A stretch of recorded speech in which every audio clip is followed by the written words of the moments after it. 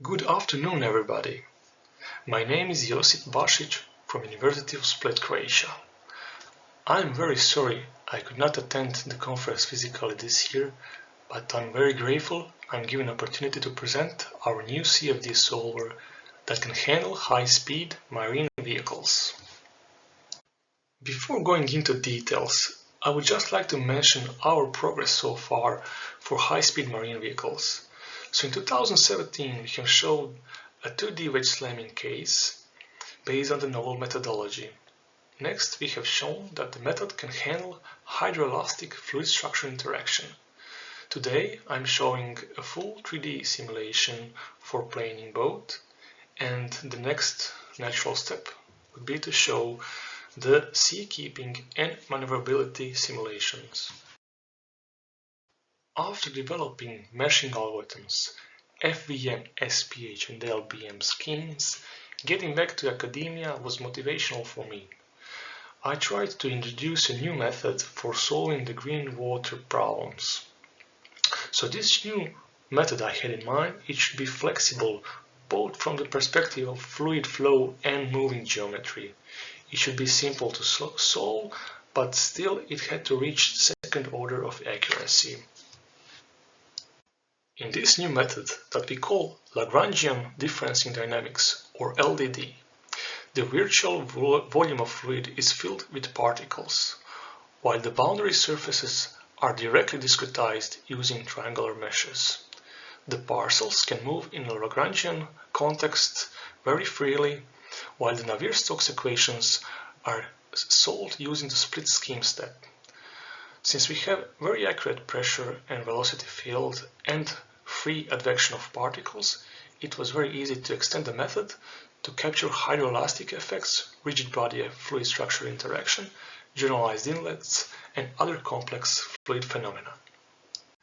It is very convenient to couple the mesh-free idea with Lagrangian movement of each particle. This way we can have violent flows with very large time steps without convective operator, while having large deformations of solids. Mesh-free and Lagrangian methods are often criticized for being non-conservative. We just want to state and show how the LDD scheme is being volume conservative by solving the volume constraint equation each time step. We have made an LDD implementation called ROXYZ, which runs on CPUs and GPUs. You can find more information at our website. We have been going under the radar, but in the near future we are planning for public release. The explicit or weak coupling of body motions and fluid motion is quite boring in the fully Lagrangian context because it can be directly implemented. The fluid pressure is calculated and then this pressure is integrated over the body surface. This can lead to integration of body motions in time and imposing new boundary conditions for the velocity for the fluid motion. When the fluid flow is solved, now the fluid parcels can freely move in a Lagrangian way as well as a body. And this is it. The validation of the numerical methodology is conducted by simulating the well-known monohedral hull, which is planing based on two different speeds. About boundary conditions, we are imposing a constant vector of velocity coupled with relaxation zone, and also we are imposing the zero pressure gradient boundary condition.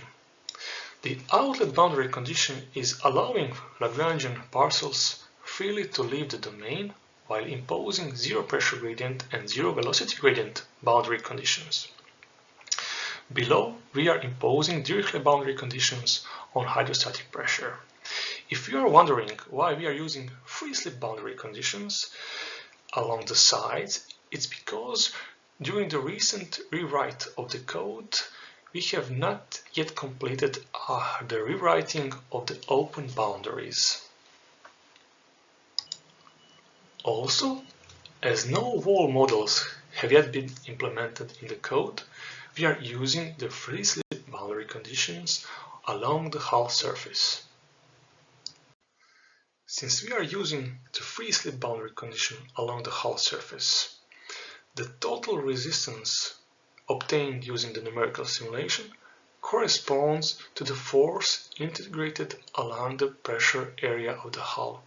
In other words, the total resistance in the simulation equals to the pressure resistance.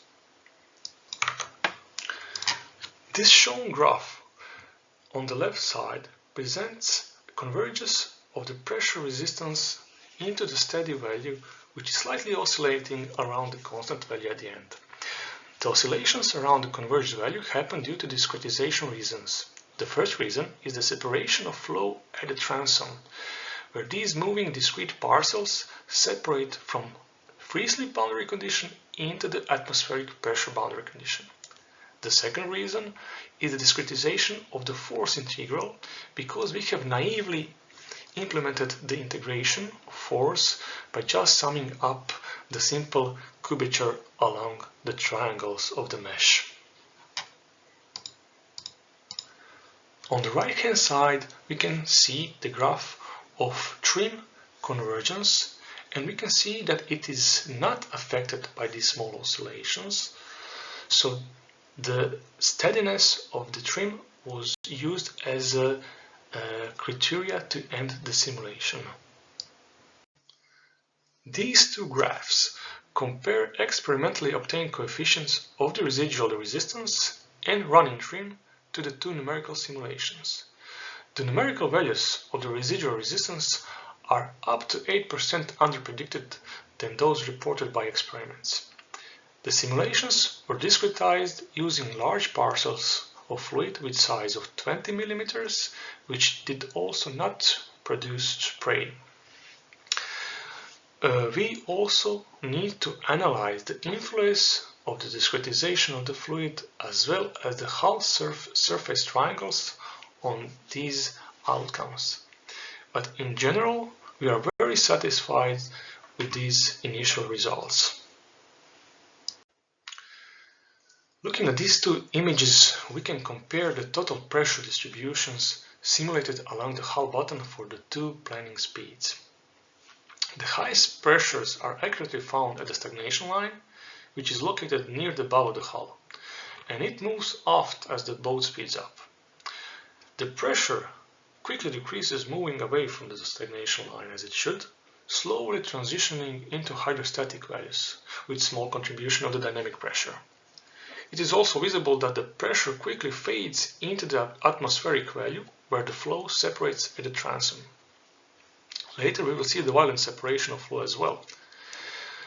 In this figure we can see that the faster model has lower waterline intersecting the hull due to the higher lift force.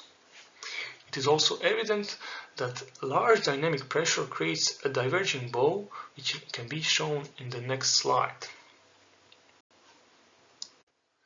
So in this slide we show a figure with minimal domain size we have tried, which is discretized with only 700,000 Lagrangian parcels, while the hull surface is discretized using 8,000 triangles. The figure shows the contours of the free surface elevation around the hull for these two simulated speeds. Two important factors to analyze are diverging bow wave and the rooster tail behind the transom. For the faster model, the bow wave accurately has narrower angle measured to the center plane, but near the signed boundary conditions it is visible that the wave reflects and diffuses. So in future work we should replace these boundary conditions with true Lagrangian open boundaries. The rooster tail pattern is distinctive behind the planing hull. The faster model produces deeper hollow and longer wake. So it is interesting that even for these very coarse discretization we have used, 3 bumps are formed from the chines and keel. These waves are superposed to form a joint wake bump, which is also difficult to achieve in modern FVM solvers. So, we have presented the LDD method, which has all the good traits of a meshless Lagrangian method such as SPH, but reaches higher order of accuracy comparable to the industrial level FEM and FEM solvers. The simulations are set up and finished within minutes. We have also shown how the Lagrangian fluid structure interaction is natural, so all of these properties make LDD perfect fit for dynamic free surface in simulations. We should also be honest and say that these planing simulations that reach steady state are quite boring.